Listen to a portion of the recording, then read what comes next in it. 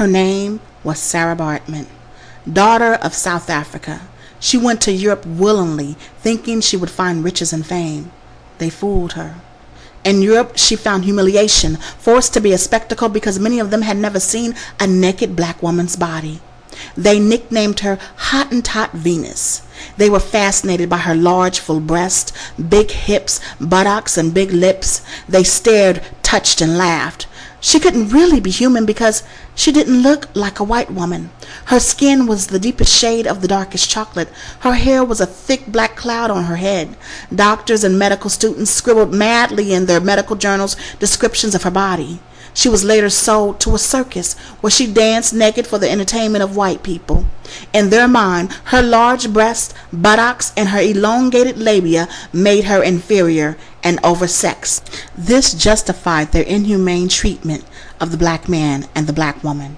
No longer wanted in the circus, she became a prostitute and later died from loneliness, shame, and disease.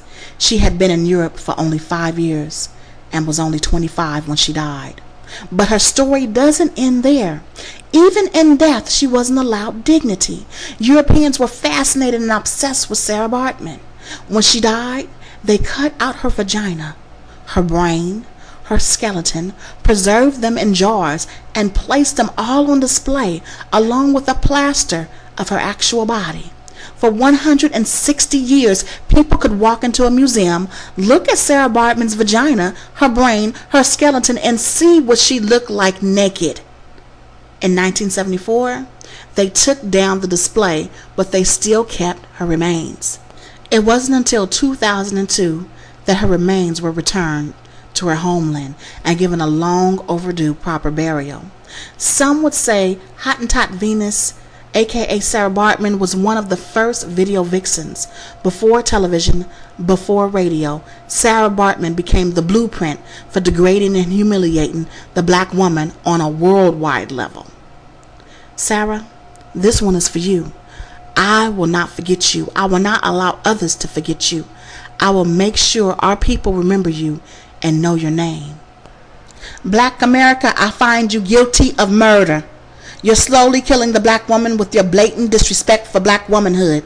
We have pimped our daughters and mothers for platinum record sales, new cars with big rims and mansions, while Eve's daughters drop it like it's hot for crumpled dollar bills and the chance to be nominated the year's best video vixen.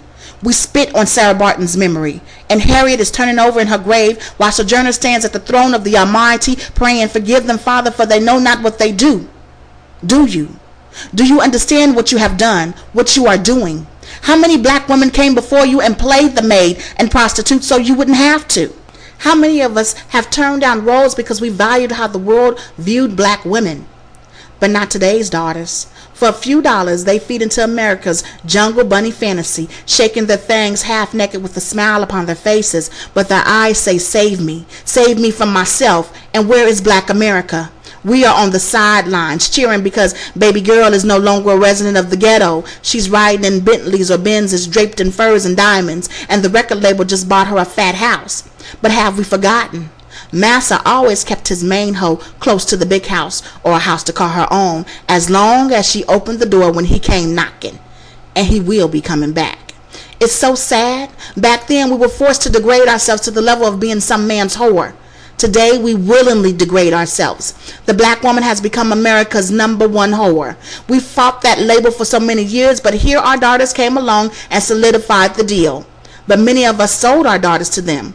We sold them for houses with jacuzzi-sized bathtubs and the chance to say, "That's my baby on TV." Have we no shame? No guilt? We can't blame the white man for this one. In concert stadiums all over the world, our black men proclaim to the world that his women are bitches and hoes.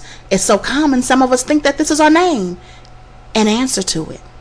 We have forgotten our grandmother's pain, her struggle to carry the burden so we wouldn't have to. Do you hear the ancestors crying out, "Is this what we died for?" I say no. Wake up, black woman. Wake up, black America. Take back your dignity. The power is in your hands.